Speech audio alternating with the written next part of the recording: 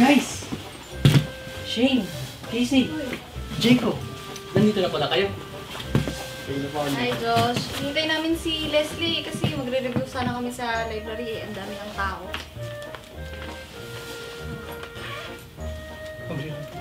Hey, saan kaya yung highlighter ko? Highlighter? Meron ako niyan. Uy, salamat ah. No problem. Naku, naiwan ko yung history book ko sa bahay. History book? May notice pa ako mamaya. Long test? Oo. Anong gusto mo? History book, long test? History book. History book, meron ako niyan. So yung notice. Meron ako eh. Ano ba yan? Wala na pala akong load. Load? Nasaan yung text ko kay Leslie? Oh, makitext ka muna. Uy, salamat ulit ah. Galing mo naman, Joshua. Lahat ng kailangan namin, meron ka. Oo nga, Jacob eh. Iba talaga pag mayaman, no? Oh, thank you. Hindi naman sa mayaman, talagang na-trainan talaga ako na dapat laging handa. Wow, laging handa. Parang Boy Scout lang ah. Ay, hindi nyo na kasi tatanong. Hindi nyo ba nakita Boy Scout ako? Yan o. Ah, akala ko yan yung usong pendant ngayon. Pambira ka naman, Shane, no? Eh, Joshua, gusto ko rin maging Boy Scout eh. Kaso hindi ko kaya mga hiking tsaka camping. Mayroon ba yun? Kayang-kaya mo yun. At saka hindi naman hiking at camping ang ginagawa ng mga Boy Scout. Bakit? Ba? So much more. Uy, naku, pasensya na guys. Late ako sa review natin. Mamadali na ako eh. Hindi ko nakapansin. Gusto ko pala itong blouse ko. Nakakahiya. Gusto? Plancha! Gusto mo? Meron ako niyan! Hahay! Ano naman to? Walang kabayo. Kabayo ba?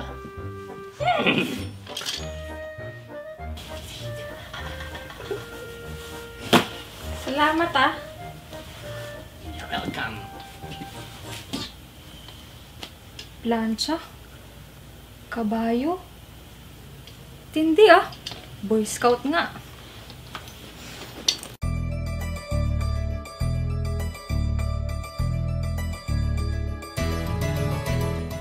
Nitong nakaraang Oktubre ay pinagdiwang ng Boy Scout of the Philippines ang kanilang ika-78 anibersaryo ng pagkatatag. Kasabay nito ay ang ika-100 taon simula na maipakilala ang scouting sa Pilipinas. Pero paano nga ba nagsimula ang Boy Scout sa Pilipinas? Ang unang dokumentadong pagkakaroon or pag-organize ng isang Boy Scout troop ay nangyari noong November 15, 1940. Ito yung panahon na nag-organize si Lieutenant Sherman Kaiser, isa siyang taga-US Army, nag-organize sila ng isang Boy Scout troop. Kasi during that time, sinasamahan niya si Ginang Caroline Spencer. Si Caroline Spencer ay gumagawa ng mga charity works sa Sulu. At yung kasama niya, si Lieutenant Sherman Kaiser, yung nag-aayos ng mga pupuntahan nila, yung mga tutulungan nila. Habang nasa Sulu sila, may napansin sila, di ba, sa mga bata, walang ginagawa, walang mga produktibong gawain ginagawa, puro naglalaro lang. So naisip nila, pwede sila maging Boy Scout. Kasi na-inspire si Caroline Spencer kasi yung anak niya kasi na si Lorelord Spencer ay isa ring Boy Scout. So parang nag-uusap sila na-float yung idea ng pag-organize ng isang Boy Scout troop.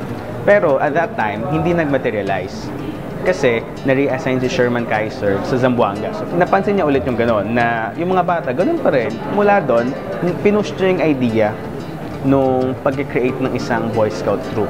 So on November 15, 1914, binuo niya yung Lorelord Spencer troop.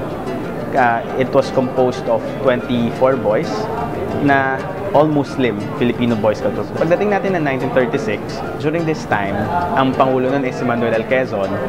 With the help of the 7 founders ng Boy Scouts, nandyan sina Carlos P. Romulo, Arsenio Luz, si Joseph Stevenot, Gabriel Daza, Vicente Lim, 7 sila. They worked para magkaroon ng lehitimong Boy Scouts of the Philippines. Kasi at that time, 1936, hindi pa siya Boy Scouts, hindi pa siya kilala bilang Boy Scouts of the Philippines.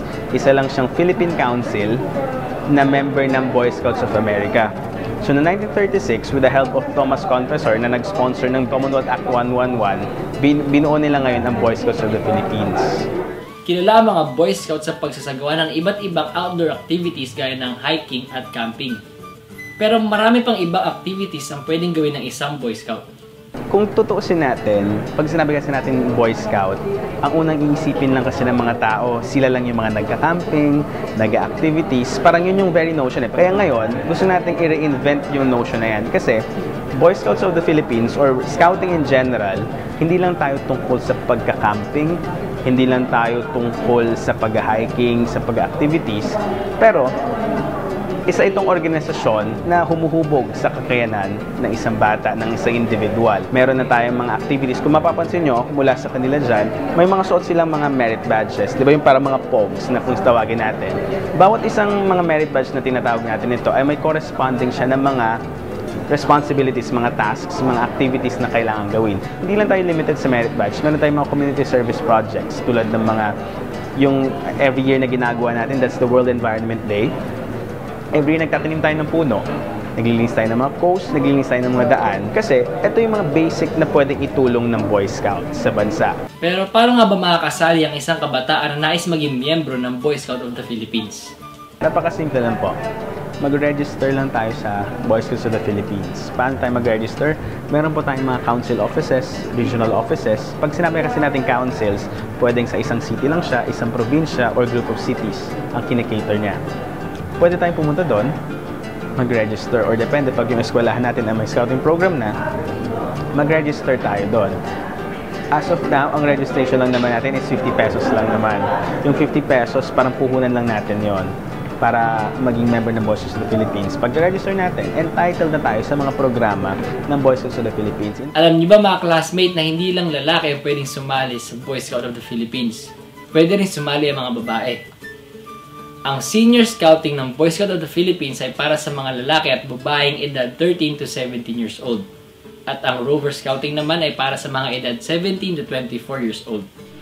At bilang paggunita sa ika-100 taon ng Boy Scout, ay inilunsad kamakailan lang ang Boy Scout Centennial Run 2014, takbong laging handa sa Quirino Grandstand noong ika-12 ng Oktubre, na nilahukan ng mga libo-libong miyembro galing sa iba't ibang lugar sa Pilipinas.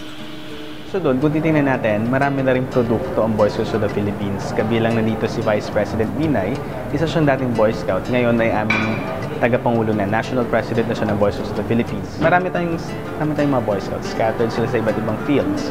Meron na rin tayong mga engineers, meron tayong nurses, meron tayong doctors. At patatanungin mo sila, sa buong buhay nila, ano yung nakatulong sa kanila sa pag-develop ng kanilang sarili na kakayahan, leadership, and what? Sasabihin nila, ang laking tulong ng Boy Scout. Kasi ipinamulat niya ako sa mundo. Kasi, it's a non-formal education kasi ang Boy Scout. Hindi lang tayo limited sa classroom, na pag nasa classroom, ito lang yung tinuturo. Pero dito sa Boy Scout, it's learning by doing. Diba? Gagawin mo, habang ginagawa mo, natututunan mo kung paano yung ginagawa. Bilang mga kabataan, mahalagang bukas ang ating isipan sa mga bagay na makakatulong sa ating kapwa at sa lipunan.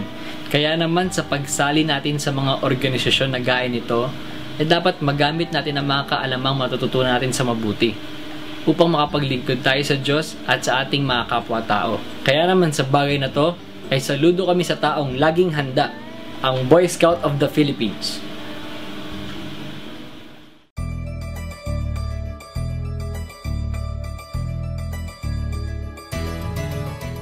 Classroom, sige lang aral pa.